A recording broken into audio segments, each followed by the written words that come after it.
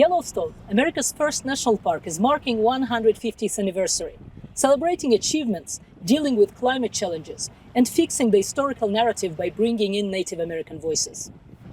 Yellowstone National Park covers nearly 9,000 square kilometers of the western United States, across Montana, Wyoming, and Idaho, in 4 mountain ranges driven by powerful magmatic forces underground.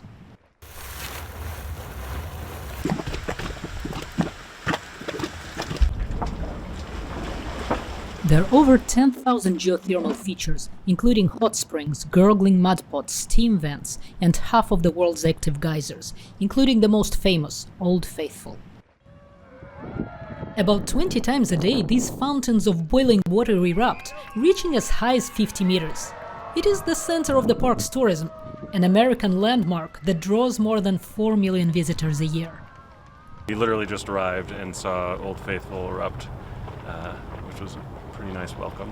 I think we've gone to a lot of national parks, but already what this separates, I think, is just the attractions of the geysers and kind of all there's one hanging out and waiting over there for, right now. waiting for it to erupt. It's kind of nice. It's sort of everyone together.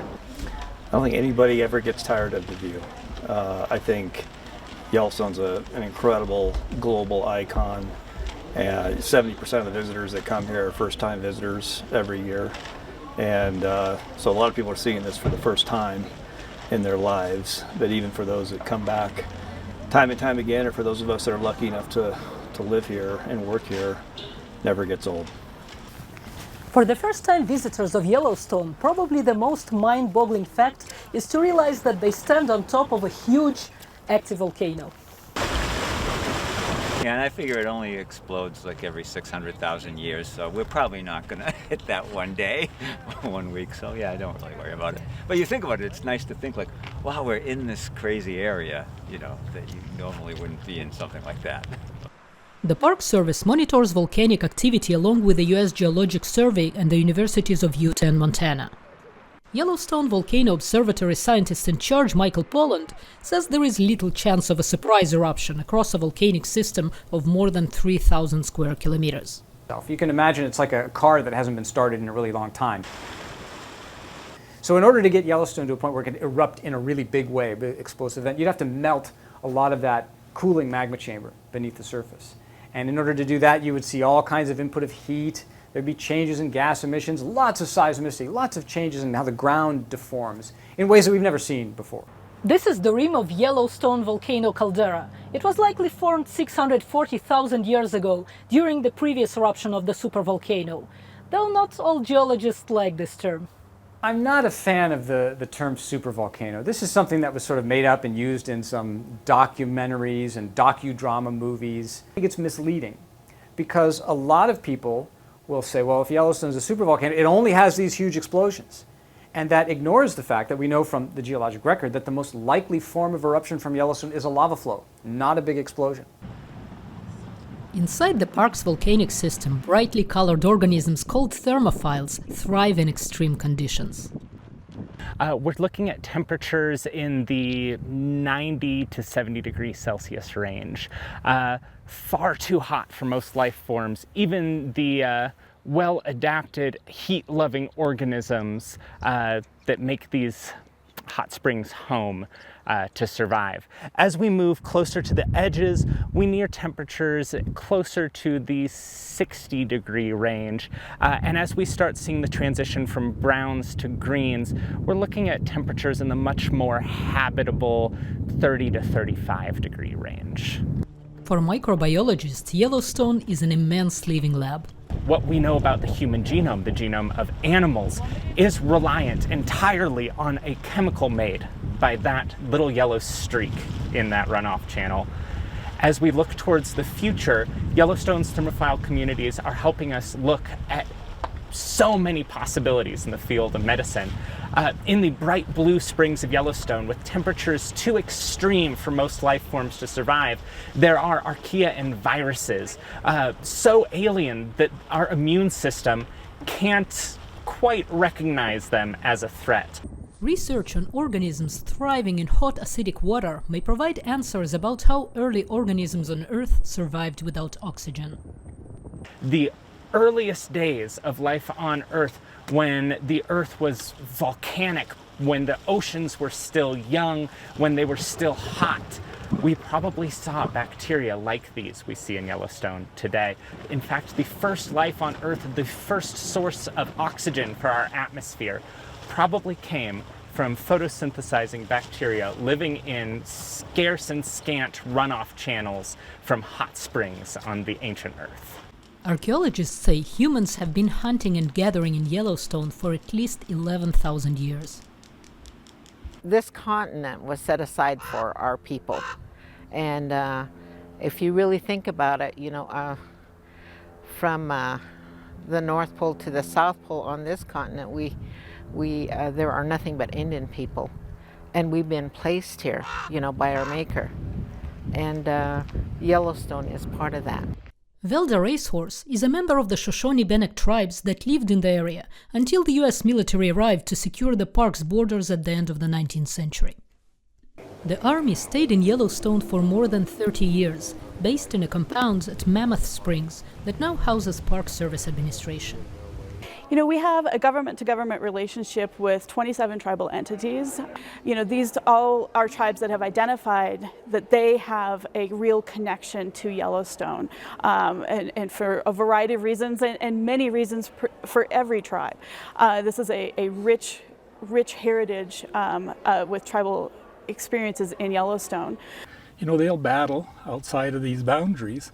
But this, for some reason, the Yellowstone Park seemed to be kind of a neutral area for everyone. I think it adds a lot of spiritual meaning to it. It was unique. It was held sacred.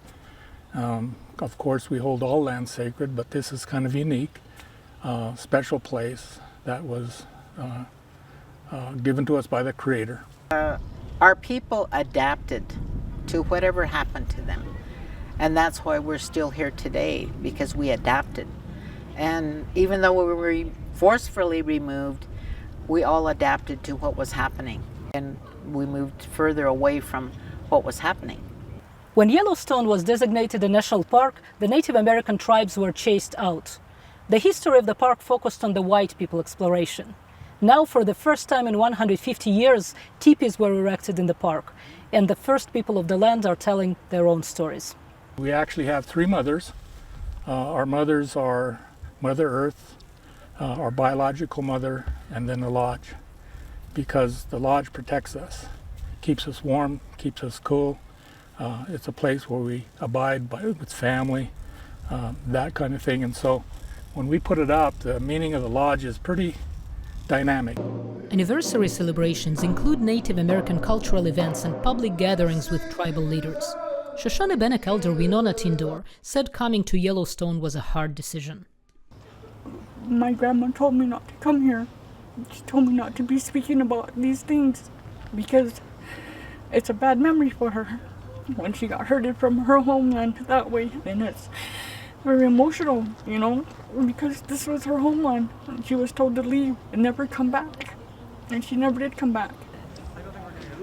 Blackfeet attorney and artist Evan Thompson is documenting his fight in courts for restoring the traditional tribe's hunting rights using a technique developed by Native American artists in the mid-19th century. So ledger art is what I would call a semi-traditional form of Plains Indian art. Historically, men would leave a war record by painting it on hide, often on teepees or on war shirts. And so with the introduction of reservations and the disappearance of the buffalo, hide becomes very scarce. And so people would go to the forts and other places to get paper to leave this record, their personal historical record for their families on. That tells the story of reasserting our hunting rights here in Yellowstone National Park. The lead figure is modeled after myself, I guess, to holding up our 1855 treaty with the United States government.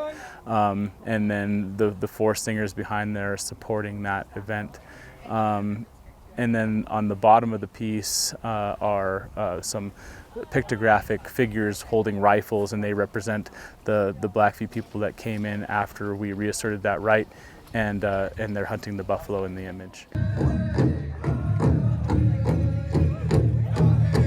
southern Arapaho and northern Paiute artist Patty Valdez brought to life bison sculpted from willow branches with pairs of dancers from different tribes. She called the performance Rematriate.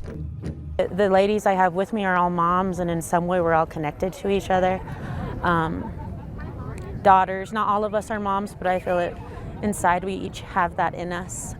Beginning like with land, and most of this is the Rematriate, is to bring land back to its natural state of I guess harmony and healing. There's just having the women in my lives, from my son's girlfriend to my cousins and my nieces, my granddaughter, and my daughter as well.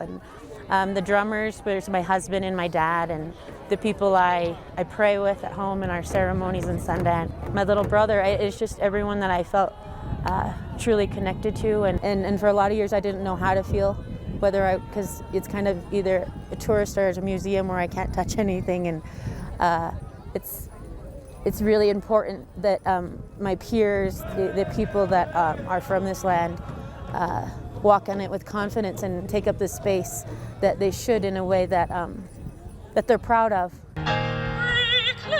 Yellowstone celebrations included the debut performance of Muskogee soprano Kirsten Kunkel's Reclaim the Land.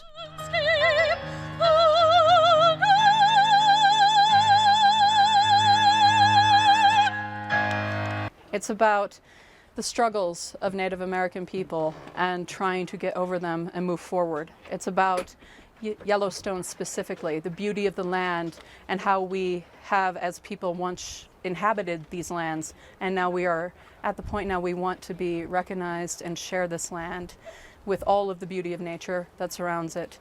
And I was hoping with this piece that I would connect with people, that it would be something that people would want to sing, that people would want to hear. Obviously, people aren't going to inhabit Yellowstone again. It is a national park, but we want the cultures known. We want people to acknowledge the tribes that were once inhabiting this land, and throughout the entirety of America. That, you know, we're not just reservations, we're not just casinos, we're not just powwows. We have deep cultural heritages, and we have many, many things that are vitally important to us. Park Superintendent Shawley says no one can tell the story as well as the people whose ancestors lived it. They were on this landscape long before Yellowstone was a national park, and we've done a significant amount of engagement, especially in the year leading into the 150th, with all of our affiliated tribes to have them help us do a better job. The Park Service has a duty to tell America's history, the good and the bad. And importantly, I think we want to look at the 150th as not as a one-time thing, let's do these things together just in this year, but a reset point, a starting point to do more and more into the future with these tribal nations. The hope is that the tribe's involvement would be a little bit stronger, that they'll listen to our people. We're all about nature, we're all about balancing, we're all about honoring, and that's honoring not just us as people, but also the animals and the earth. It's give and take. If you take something from the earth, put something back. Do it in prayer and supplication. That's how important it is. And I think 150 years from now, I hope that it stays in balance, that it's maintained. And we as Indian people want to be able to help do that.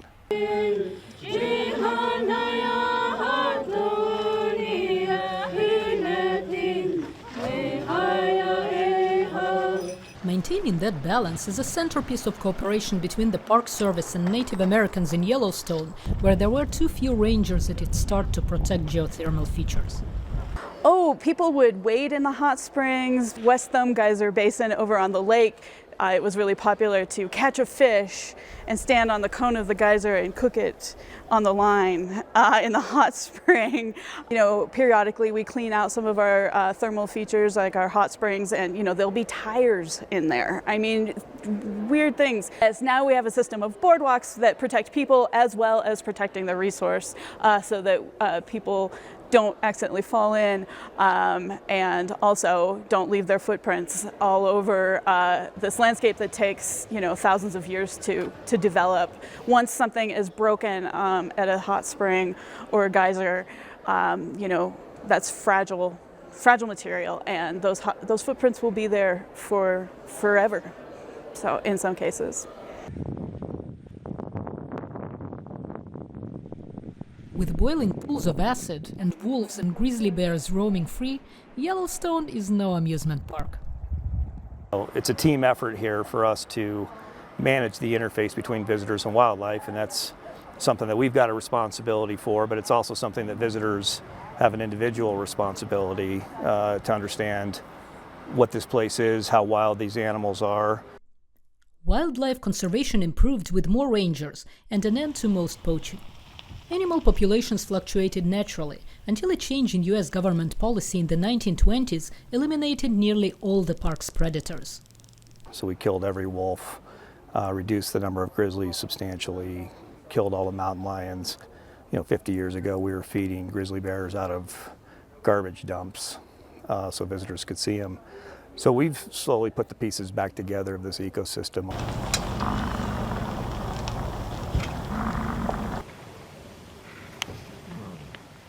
Bison have lived in Yellowstone since after the Ice Age.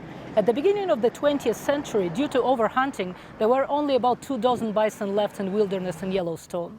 Now there are over 6,000 of them here, and occasionally they create bison traffic jams.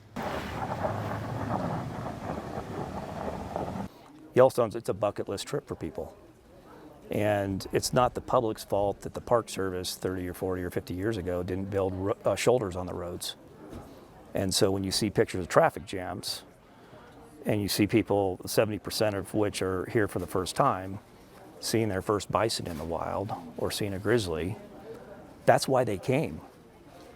And when they do, guess what what's gonna happen? They're gonna stop their car and they're gonna get out and they're enjoying that moment. That's why they came here. There are also smaller marvels at Yellowstone, with hundreds of types of wildflowers supporting insect life in an ecosystem that combines species from both the Rocky Mountains in the west and the Great Plains to the east. Health-wise, the ecosystem's in better condition now than it ever has been since Yellowstone became a park. But that doesn't mean that we can sit back and enjoy success. There's a lot of challenges and threats, climate change, other threats to this ecosystem that we need to be cognizant of and pay attention to moving forward. Unprecedented flooding in June tore through parts of Yellowstone, washing away roads and causing rock slides and mudslides. I've never experienced something like this. The rain was falling. It felt like forever. It just kept coming and coming and coming, which then was melting our snow melt. So together, it just made this huge flume of water overnight. Yellowstone historically has not had a lot of floods, and there was not really any warning that this flood was coming. But I think the team here couldn't have handled it better. I mean, the fact that without power for 40 hours, evacuating the park, 10,000 visitors within about 30 hours, doing the damage assessments, getting temporary repairs done all across the park. The park's north entrance reopened once upgrades were completed on the old Gardiner Road as a higher ground alternate route to the washed-out Riverside Road. Outside the park entrance, piping is all that is left of a house swept down the Yellowstone River from the small Montana town of Gardiner. For local businesses, the prolonged closure meant loss of income. This season, Sarah Andrus's new hand-painted teepees stood mostly empty. Her other business, a rafting company, is down from 20 to 30 boats a day to about 5. Unfortunately, with what has happened with the flood, we've pretty much lost all of our business, and I lost about 3 employees from here just because we didn't have enough work for them. Frank LaMotta and his girlfriend, Ariel Rodriguez, moved to the area about 2 years ago to work at a local hotel. The flood, along with the COVID-19 pandemic, added to their challenges, but they have no plans to leave. This is a very special community, and if it wasn't, a lot more people would have left by now. But we all put our heads together and, you know, make it work. You know, our community is strong, but our economy is struggling. Some tourists were determined to come to Gardiner despite the logistical inconvenience. Mary Haig and Jim Zweigaft married in Yellowstone 32 years ago. We were devastated. We saw the videos and knew that the park would be impacted so highly with all the millions of people that come here in the summer, including our own plans part. But if we can get in by our bicycles and support the town of Gardiner by being here and having, you know, dinner or something, we think that's a good thing to do. Central to the park's infrastructure is the historic Old Faithful Inn. The largest log construction in the world looks today pretty much the same as it did when it was built in 1904. The massive fireplace made from 500 tons of local rhyolite, rock produced by volcanic eruptions, its towering iron and brass clock, and violin music filling the main hall. In the park's early years, only the wealthiest visitors could afford to come to the Old Faithful Inn or the Yellowstone Lake Hotel, traveling first by train and then by stagecoach. When automobiles were allowed in 1915, attendance soared, making it one of the most visited national sites in the United States. Among the inn's unusual traditions is Christmas in August. There's no true record of how Yellowstone started celebrating August 25th as Christmas. There's some people suggest that visitors were snowed in over August 25th and they needed something to do, and so they decided to have a Christmas party. There's also, which it can snow any month of the year here in Yellowstone.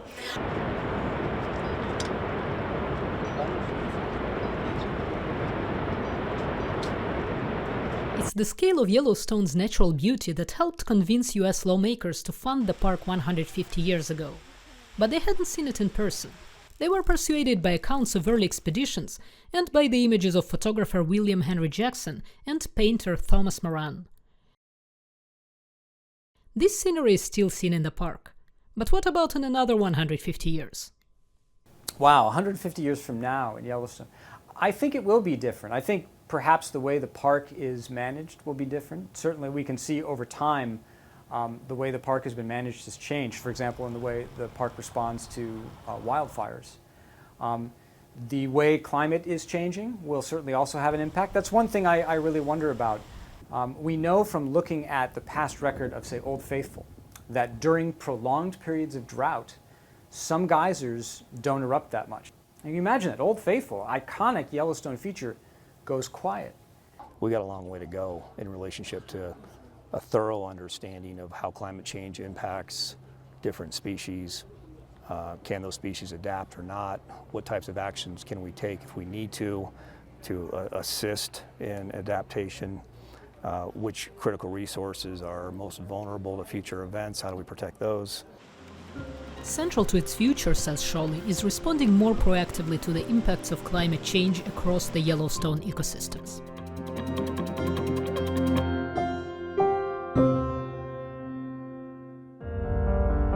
In times of change, when the world seems uncertain and what we hear doesn't reflect what we see, we seek the truth. When we are told only part of the story, we lose trust. In moments of crisis, our dreams, hopes, and wishes for a better tomorrow depends on a free press. At Voice of America, we bring you the stories that people take risks to see. We connect the world and unite it with truth. At Voice of America, we show you the whole picture.